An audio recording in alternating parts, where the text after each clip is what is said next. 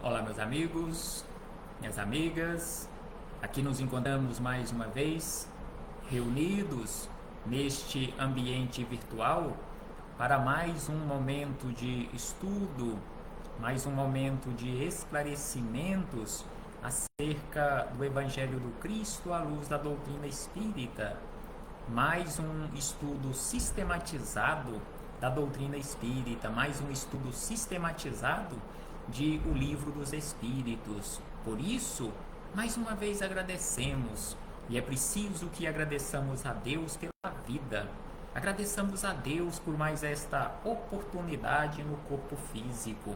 Agradeçamos a Deus por mais esta oportunidade que nos foi concedida de aqui nos encontrarmos matriculados nesta escola maravilhosa que é o planeta Terra, porque aqui nós nos encontramos em processo educativo e para isto e por isto o Senhor da vida encaminhou à Terra Jesus de Nazaré, nosso Mestre e Senhor, a quem agradecemos neste momento mais uma vez por ter nos deixado estes maravilhosos ensinamentos conforme nós encontramos em seus evangelhos de amor.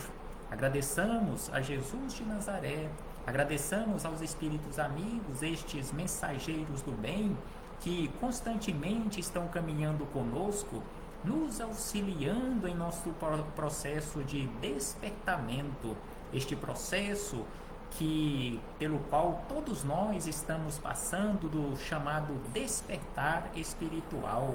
Por isso, agradeçamos a estes mensageiros do Cristo que estão a nos auxiliar neste despertamento. Não posso deixar de agradecer a todos vocês, irmãos e irmãs de jornada, que constantemente se fazem presentes aqui neste ambiente virtual para juntos, mais uma vez, estudarmos o Evangelho do Senhor. Sejam todos bem-vindos, sejam todas bem-vindas para mais este momento de reflexões. E hoje aqui nos encontramos para estudarmos mais uma questão de O Livro dos Espíritos. Hoje refletiremos com base na questão número 170, que é a última questão do item acerca da reencarnação, que se encontra na parte segunda, capítulo 4, que trata acerca da pluralidade das existências.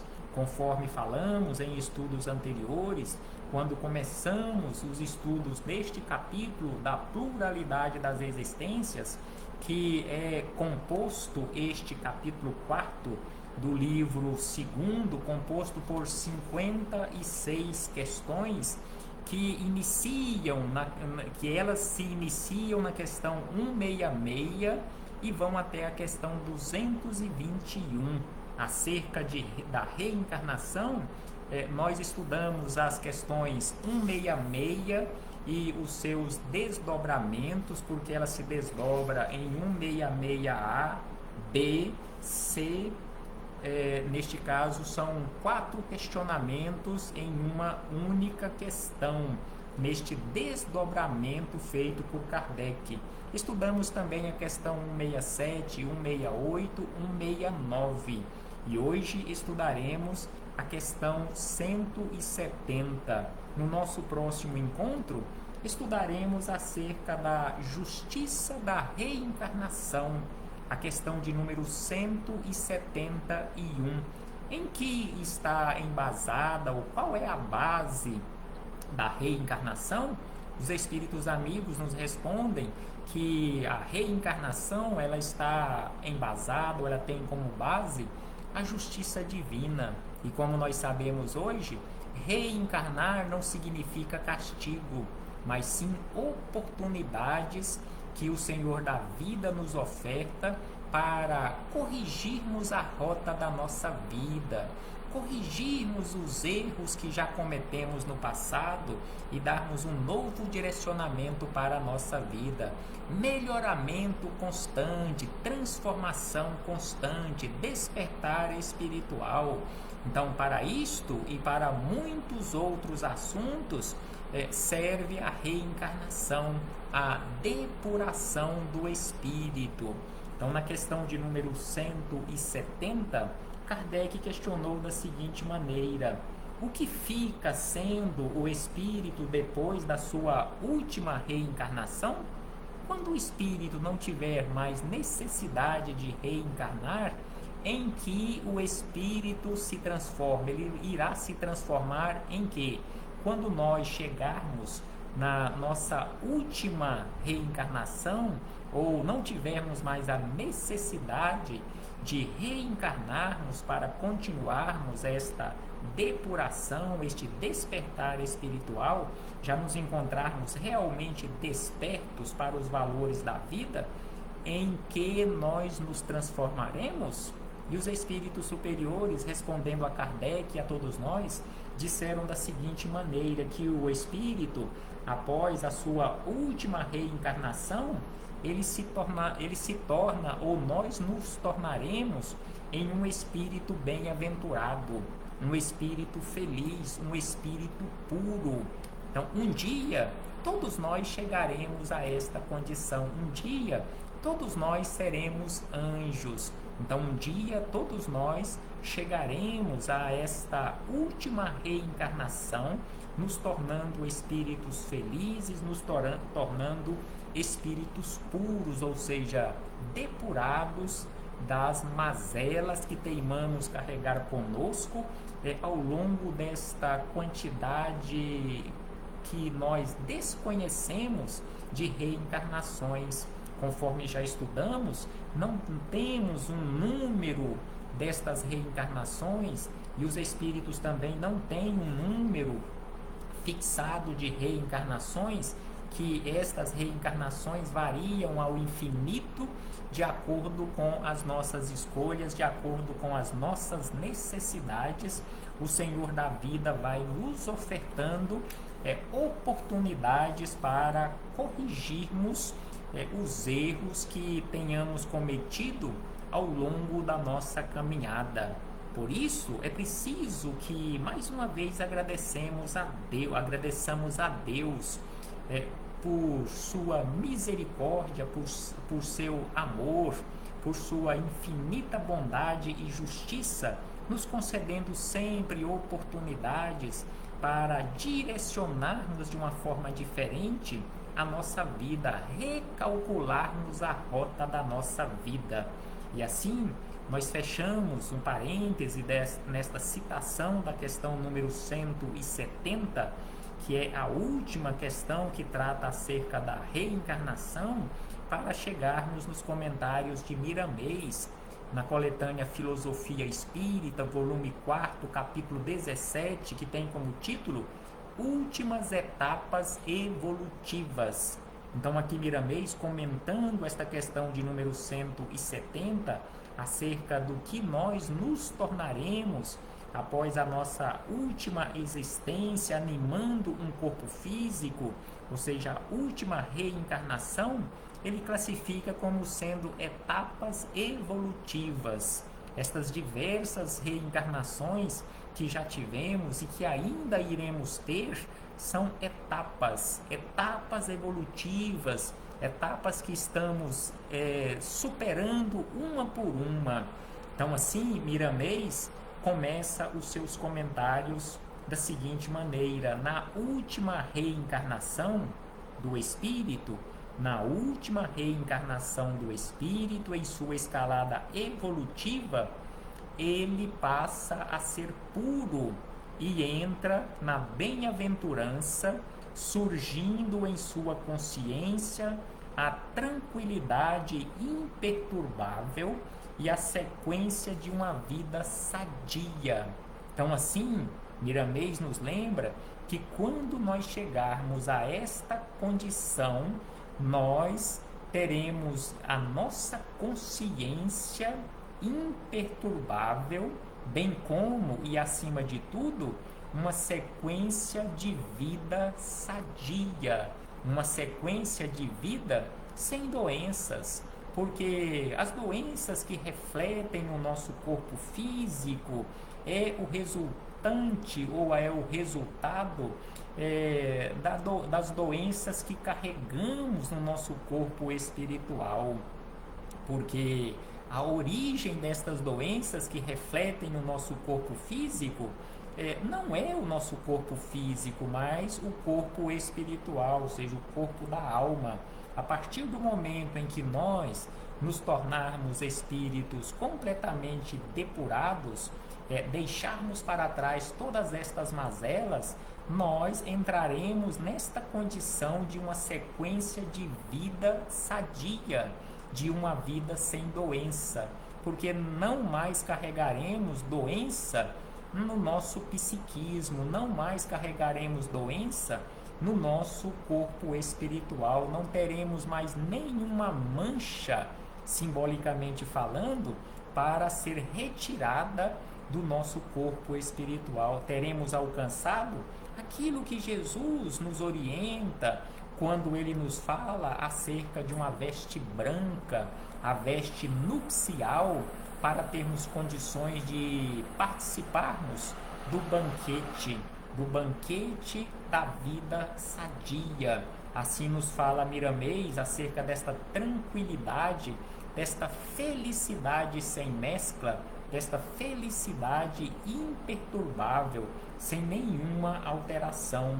E aí ele acrescenta que a partir daí, ele, ou seja, o espírito, passa a viver em outros mundos felizes, onde a vida é cheia de venturas, onde o amor é verdadeiramente o alimento dos espíritos. Então, quando nós chegarmos a esta condição, nós habitaremos mundos felizes. Nós não teremos mais a necessidade de reencarnarmos, de animarmos corpos físicos grosseiros, como estes que estão nos animando agora, mas poderemos sim reencarnarmos aqui na Terra ou em outros mundos na condição de espíritos missionários, para auxiliarmos por amor, por abnegação, aqueles nossos irmãos que ainda se encontram na retaguarda, assim como aconteceu com Jesus, que corporificou-se aqui na terra para nos auxiliar, para exemplificar a religião do amor. Tantos outros missionários que, a pedido do Cristo, retornaram ao ambiente físico para nos relembrarem os ensinamentos. Então, assim, Miramês nos lembra e acrescenta que o espírito livre das reencarnações no orbe terrestre ou em outros mundos e que presenciou sua evolução, libertou-se das grades da ignorância. Então, quando nós superarmos este período de necessidade de reencarnações, é como se tivéssemos nos libertado de uma gaiola. Então, assim, ele nos fala que libertou-se das grades da ignorância, em que era preso e tornou-se livre. Então, hoje nós ainda nos encontramos presos a estas grades da ignorância, mas um dia, sem sombra de dúvida, conforme nos disse Jesus, um dia todos nós teremos condições de fazer o que o Cristo fez e muito mais. Ou seja, um dia todos nós iremos nos libertar das trevas da ignorância, das grades da ignorância, para participarmos do banquete com Jesus sem nenhuma imperfeição e com liberdade perfeita, conforme nos fala o nosso irmão Flávio Augusto. Muito obrigado, meu irmão, e assim abrimos um parêntese para abraçarmos fraternalmente a todos os irmãos e irmãs de jornada que aqui se fazem presentes neste ambiente virtual. Então, assim, Miramês nos lembra e acrescenta que as cadeias das vidas sucessivas foram se quebrando de passo a passo, computando experiências e somando qualidades inumeráveis, como sementes de luz para a garantia do porvir de paz e de consciência. Então, assim, ele nos lembra que nas vidas sucessivas, estas vidas sucessivas funcionam desta forma, para que pouco a pouco cada um de nós quebremos conforme o termo que ele utiliza, quebremos estas cadeias que nos prendem à ignorância, e assim nós iremos computando experiências e somando qualidades inumeráveis como sementes de luz para a garantia do porvir de paz para a nossa consciência. Um dia todos nós alcançaremos esta condição de paz de consciência, onde teremos guardado conosco, de acordo com os esforços que tenhamos realizado, aquela consciência tranquila do dever cumprido, mas sentindo aquela necessidade e aquele amor em auxiliar as outras criaturas que se encontram ou que se encontrarem em necessidades maiores.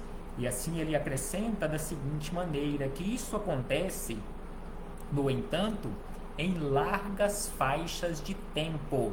Então aqui ele não enumera e não é possível enumerar esta faixa de tempo, quantos milhões ou quantos bilhões de anos, porque isto varia ao infinito para cada alma.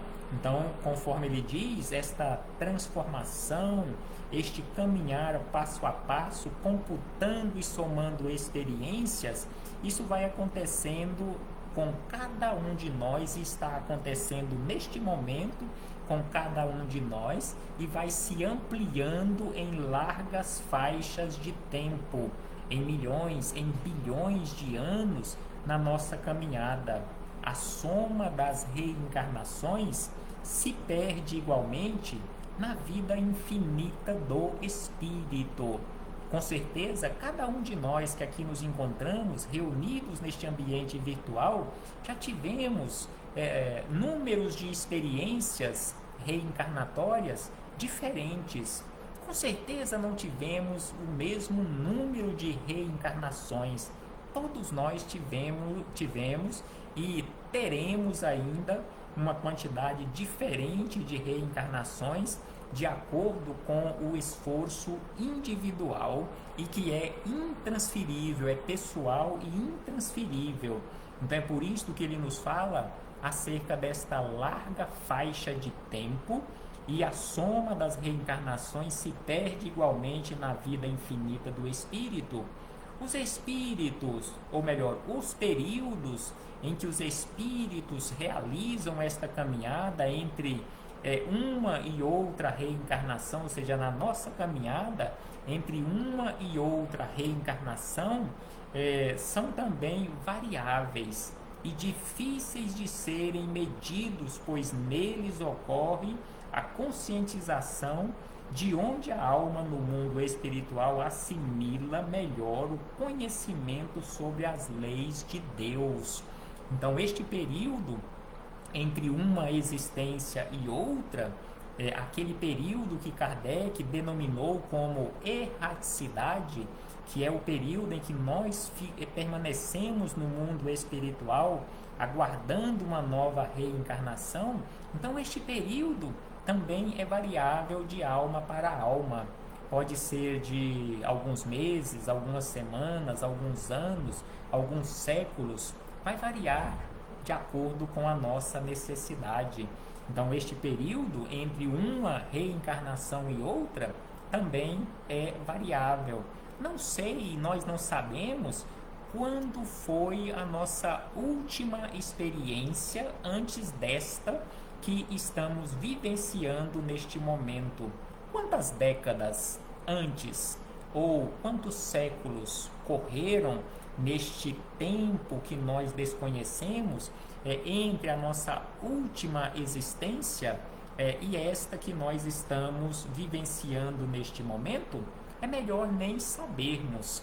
Então, assim, Miramês nos fala desta variação de tempo entre uma reencarnação e outra, de alma para alma. E aí ele diz que a última etapa da vivência na carne faz-nos lembrar de todas as passagens onde os problemas e as dores sufocaram por vezes os nossos gemidos a fim de pensarmos mais sobre a vida e nossos destinos no que tange à assimilação dos valores eternos administrados pela luz. E aí ele diz que Deus faz o que acha conveniente fazer em nosso favor e deixa algo entregue à nossa inteligência para ser feito por nós. Então Deus fez e continua fazendo aquilo que ele acha que precisa ser feito e deixa uma pequena parte para que nós façamos, que será de responsabilidade nossa. Porque Deus não poderia fazer tudo e nos entregar tudo pronto e acabado. Porque senão, onde é que estaria o nosso mérito pelo nosso crescimento? Não teria mérito nenhum, seríamos simplesmente máquinas, seríamos simplesmente marionetes, simbolicamente falando, nas mãos de Deus. Então assim ele nos lembra que Deus faz e continua fazendo aquilo que acha conveniente fazer e deixa entregue à nossa inteligência uma pequena parte para que façamos. Mesmo com essa pequena parcela que nos toca, nos debatemos no correr de milênios no sentido de fixarmos em nossas consciências a vivência das leis do Criador. Então aqui ele nos lembra que mesmo com esta minúscula parte, com esta pequena parcela que fica sob a nossa responsabilidade, mesmo assim nós nos debatemos no correr de milênios para que tenhamos condições ou venhamos ter condições de fixarmos em nossa consciência a vivência das leis do Criador. E aí ele nos lembra, já que este livro que estamos usando para estas reflexões, ele foi escrito no século e milênio passados, ou seja, no milênio, no 20º século da nossa era. Então ele diz que o século XX ainda está sob o domínio da teoria, mas já é alguma coisa. A vivência virá depois para complementar o que sabemos e falamos.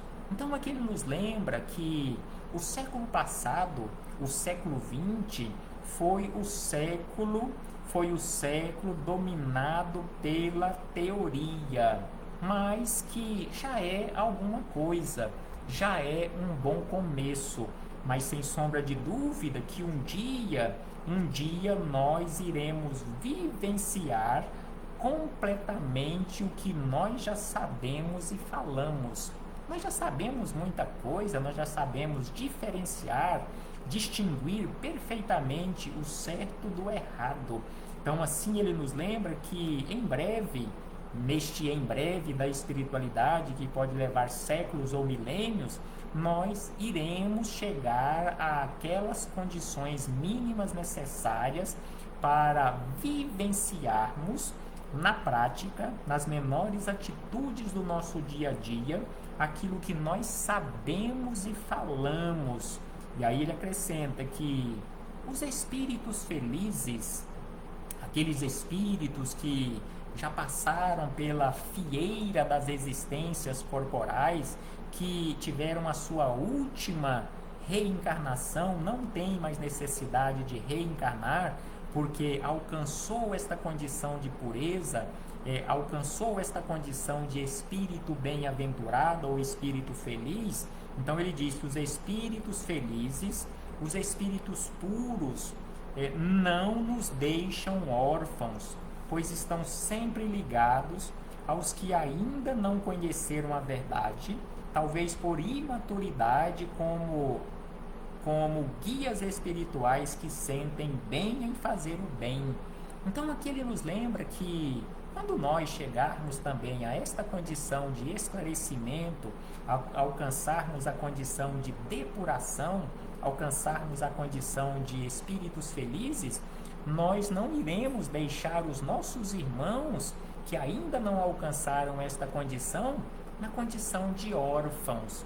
Nós também os auxiliaremos, assim como nós somos auxiliados por estes espíritos amigos que também não nos deixaram órfãos, porque eles conhecem a nossa imaturidade e nos auxiliam incansavelmente para que nós também alcancemos esta condição que eles já alcançaram. E eles sabem perfeitamente quão difícil é esta caminhada, porque eles já realizaram esta caminhada. É lei de Deus, lembra Miramês que é lei de Deus que os mais fortes ajudem os mais fracos a caminhar, e os sábios ensinem os ignorantes como pais orientando seus filhos. Então é lei natural. Nós é que invertemos e que usamos incorretamente aqui na Terra esta lei, em que, via de regra, os mais fortes pisam nos mais fracos. Mas a lei natural, a lei de Deus, é diferente. Os mais fortes devem auxiliar os mais fracos. E assim, os espíritos superiores, os espíritos esclarecidos, colocam em prática esta lei, onde os mais fortes ajudam os mais fracos a caminhar, bem como os espíritos sábios auxiliam no esclarecimento daqueles que se encontram ainda na condição de ignorância, na condição de pais auxiliando os seus filhos. E aí Miramês acrescenta que os espíritos puros não precisam mais reencarnar na Terra ou em outros mundos, a não ser por determinação de Deus, determinação da lei natural, caso seja conveniente.